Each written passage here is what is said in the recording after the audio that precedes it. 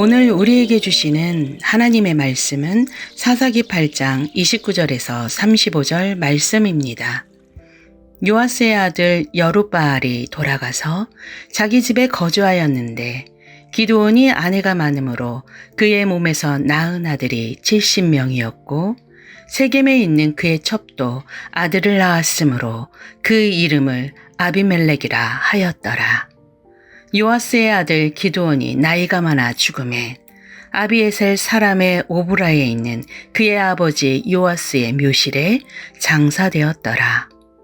기드온이 이미 죽음에 이스라엘 자손이 돌아서서 바알들을 따라가 음행하였으며 또 바알 브릿을 자기들의 신으로 삼고 이스라엘 자손이 주위의 모든 원수들의 손에서 자기들을 건져내신 여호와 자기들의 하나님을 기억하지 아니하며 또 여룻바알이라 하는 기드온이 이스라엘에 베푼 모든 은혜를 따라 그의 집을 후대하지도 아니하였더라. 아멘.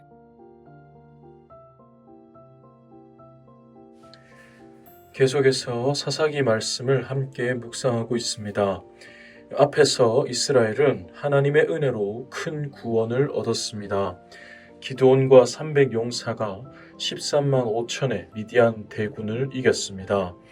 그리고 기드온이 살던 40년 동안 그들의 땅은 평온함을 얻었습니다. 그런데 오늘 본문에 뜻밖의 장면이 나옵니다. 기드온이 죽으니 이스라엘은 곧바로 하나님께 등을 돌립니다. 그리고 다시 바알을 숭배합니다. 사실 이 모습은 기드온이 죽은 그날에 갑자기 시작된 것이 아닙니다. 기드온이 살아서 그 땅이 평온할 때부터 이미 은혜를 망각하는 마음이 그들 안에 자리 잡고 있었습니다. 오늘 우리도 마찬가지입니다. 우리도 기드온과 이스라엘처럼 고난 중에는 은혜를 붙들지만 고난이 지나고 편안해지면 어느새 은혜를 망각합니다. 그런 우리에게 오늘 본문은 분명히 말씀합니다. 하나님의 은혜를 기억할 때 하나님을 왕으로 모시고 은혜에 합당한 삶을 살 수 있다는 것입니다. 이 시간 함께 말씀을 나누면서 우리 모두 다시 하나님의 은혜를 기억하고 다시 하나님을 왕으로 모시며 살아갈 수 있기를 진심으로 소원합니다. 첫째로 하나님의 은혜를 잊으면 내가 하나님 대신 왕이 되어버립니다. 본문 29절은 이렇게 말합니다. 요아스의 아들 여룻바알이 돌아가서 자기 집에 거주하였는데 이제 미디안과의 전쟁은 끝이 났고 미디안의 압제는 사라졌습니다. 기드온은 그의 집으로 돌아가서 40년간 하나님이 주시는 평온을 누렸습니다. 문제는 그때부터 발생했습니다. 그 평안 속에서 기드온의 삶이 달라졌습니다. 30절에서 기드온이 많은 아내와 70명의 아들을 두었다고 말합니다. 이렇게 많은 아내와 아들을 두는 것은 당시에 왕들이 권세를 과시하던 방법이었습니다. 결정적으로 31절에서 기드온은 첩에게 아들을 낳고 그 이름을 아비멜렉이라 짓습니다. 아비멜렉은 내 아버지는 왕이다 라는 뜻입니다. 아비멜렉의 아버지인 자신이 왕이라는 암시이지요. 앞선 23절에서 기드온은 이스라엘 백성에게 분명히 말했습니다. 내가 너희를 다스리지 아니하겠고 나의 아들도 너희를 다스리지 아니할 것이요 여호와께서 너희를 다스리시리라. 나나 내 아들이 아니라 하나님이 너희를 왕으로 다스리신다는 것입니다. 그러나 그의 삶은 그의 말과 달랐습니다. 기드온은 왕관을 쓰지는 않았지만 사실상 왕과 같은 삶을 누렸습니다. 왕과 같이 욕망을 채우고 왕과 같이 일상을 살았습니다. 기드온이 하나님을 몰랐던 것이 아닙니다. 기드온은 분명히 하나님의 존재도 알았고 하나님이 이스라엘의 왕이심도 알았습니다. 그래서 정확한 언어로 고백을 하였습니다. 문제는 그의 삶이 그 고백을 따라가지 못했다는 것입니다. 여기에 은혜를 잊어버린 사람의 위험이 있습니다. 은혜를 잊는다는 것은 하나님이 계신 줄을 전혀 모르게 된다는 뜻이 아닙니다. 입으로는 하나님을 말하면서도 삶으로는 하나님이 주신 것을 내 것처럼 사용하는 것입니다.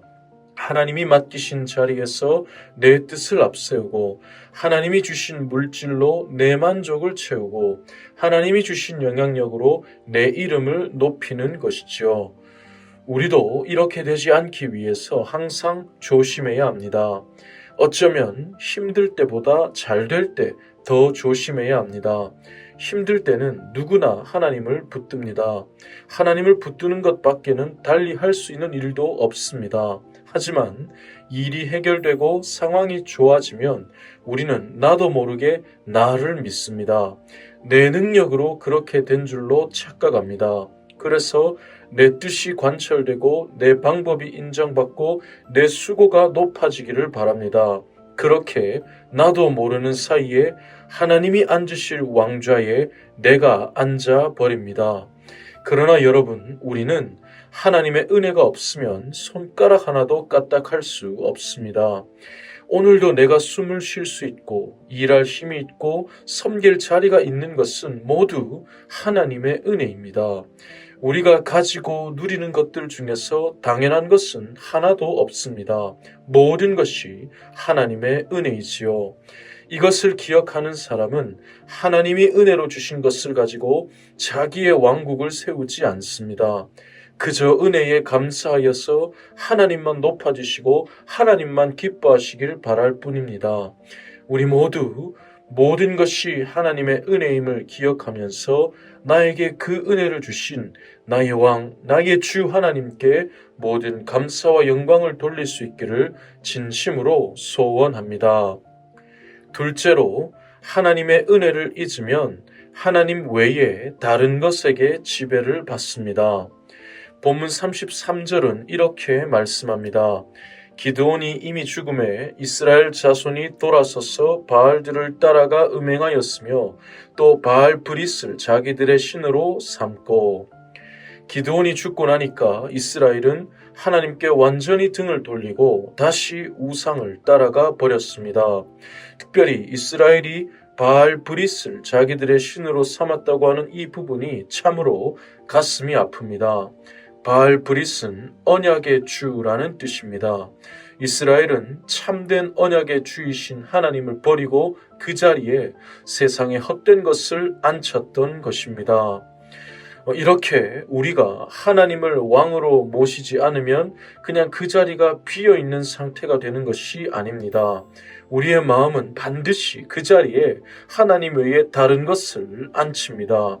물질과 성공, 남들의 인정, 자녀에 대한 기대, 앞일의 계획 등과 같이 하나님 외에 다른 것에게 마음을 지배받기 시작합니다.